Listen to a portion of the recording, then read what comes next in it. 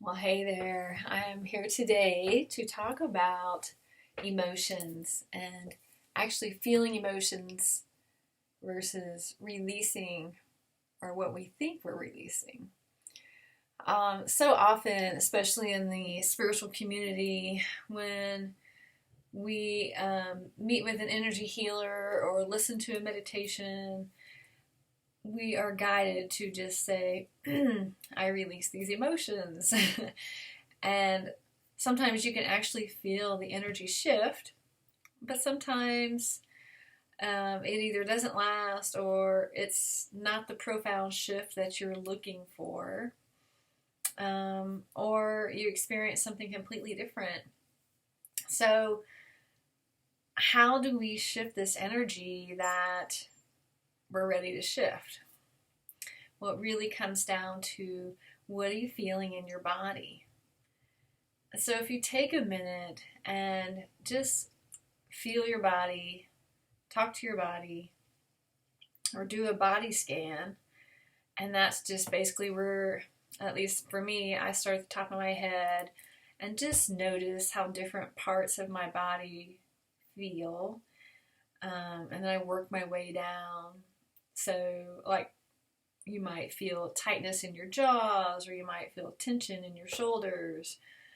And as you go on down the body, maybe you notice different body aches or pains or discomfort. Just tune into those areas. And depending on how they feel, you might sense colors or textures. You might even sense what's going on. And so when you tune into these different areas, really acknowledge what you're feeling. So if you have tightness in your jaws, I think we're inclined to move our jaws around and just try to play with that energy or acknowledge it. But if you really tune into that, then start talking to your body and ask it, what do you want me to know? So first you can just acknowledge that there's energy hanging out in this area of your body. And give thanks to it. Thank you for making me aware of this energy, of your presence. I acknowledge you. I'm grateful that you are helping me tune into these feelings and these emotions. And then you can ask, what do you want me to know? Or you could ask, when did you first present to me? When did you first arrive in my body? Sometimes these emotions can go back to your childhood or even another lifetime that you've carried forward. It could even be ancestral stuff. So see if you can get information about when this energy first arrived. And as you do that, you might get, if you're clairvoyant, you might get a glimpse of a picture. You may have a memory going back to an event or a situation that happened. All kinds of things can come up. If you're clairaudient, you might hear something. You might hear words telling you what it's from. Or you may just get a feeling that it's related to a certain situation or event or emotions. And as that information comes forward to you, how does it make you feel? What emotions are associated with that situation? What emotions are you feeling in your body? And are you able to allow yourself to feel those emotions? And often that's the hardest thing for us because we have grown up we've been told, as we grew up, we were told, oh, you don't cry, you're okay, or if you fall down, scrape your knee, don't cry, it's just a scrape, and big girls don't cry, right? Men don't cry, all this stuff. When actually, yeah, we need to cry. It's our body's way of talking to us and expressing itself. It's our soul's way of integrating with our body so that we can feel and experience. It's just so important. And as you tune into what your body is wanting you to know, can you allow yourself to feel those emotions? Can you feel them as big as they are? So sometimes when we are in a state, an emotional state where we're feeling really raw, we might cry for a little bit. And they're like, okay, now I'm going to move on. But that 30 seconds or even 5 minutes of crying may not be all that's needed for you to really start healing. So this whole process of healing the body and releasing the emotions, we have to consider, can we let it be as big as it is? And you may even think that maybe what comes to you is a situation that as an adult you think is no big deal, but when it happened, maybe it was. So you could be having a memory from when you were a child and one of your parents yelled at you. Maybe you were messing around in the back seat and you were told to stop or to sit still.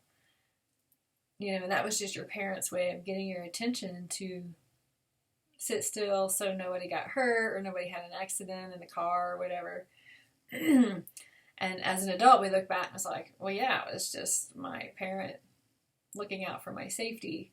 But as a kid, we didn't see it as that. It could be something so much bigger.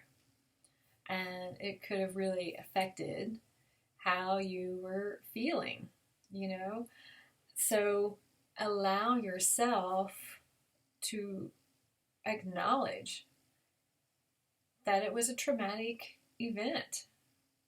And allow yourself to feel the feelings that you felt then. Because maybe when the event happened, you wanted to cry, but you didn't. Because you didn't want to be yelled at more. Or you didn't want to be chastised. And so now, as you start to feel these feelings, can you let them be as big as they are?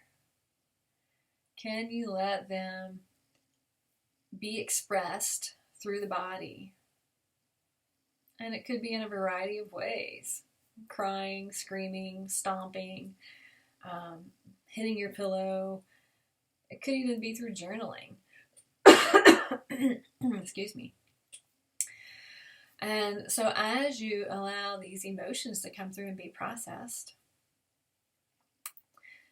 are you able to learn more about what happened, talk to your body, feel it, and maybe the discomfort shifts. It could shift from your jaws to your hands or your elbows or another part of your body. If it shifts, then what do you notice? And maybe those emotions shift to an area that's related to a totally different situation, but a similar impact or a similar emotion.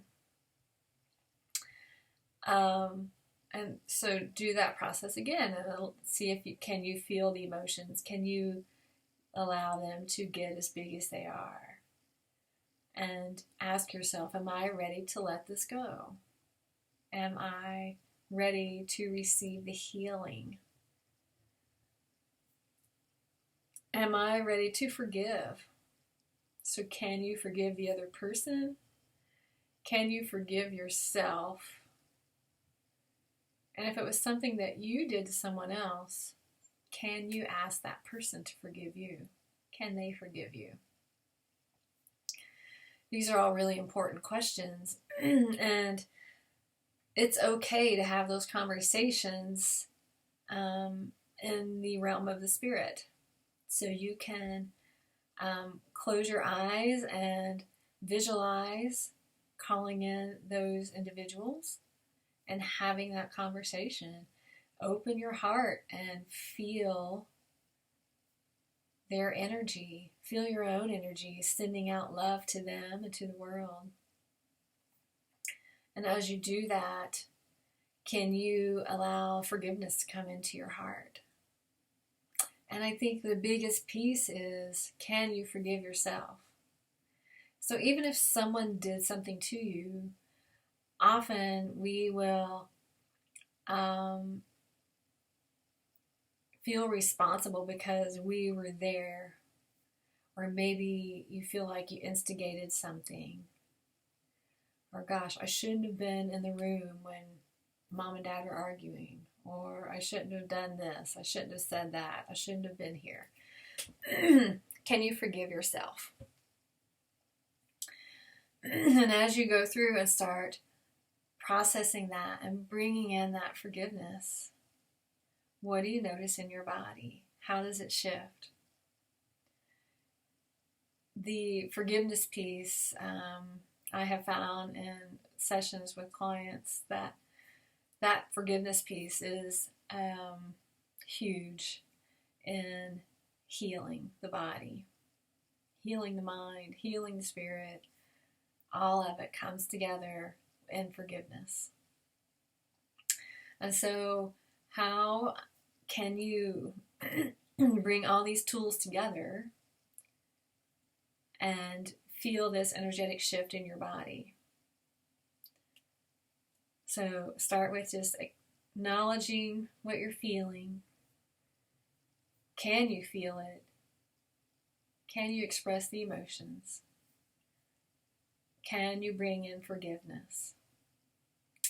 And then as you do all that, when you feel complete, take a deep breath and just exhale and release the energy, send it back to the Creator.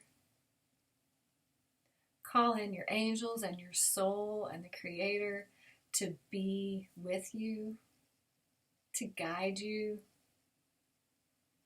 to love you and protect you and help you honor yourself.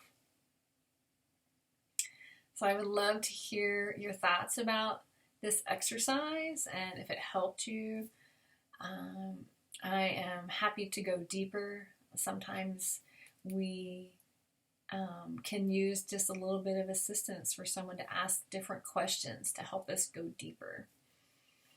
If that's where you are, I'm happy to be part of that. But please just let me know how you're feeling and if this has been helpful at all. And if you want to learn more about me, you can check me out at www.angelaseagraves.com. And just let me know if you have any questions. Thanks for being here.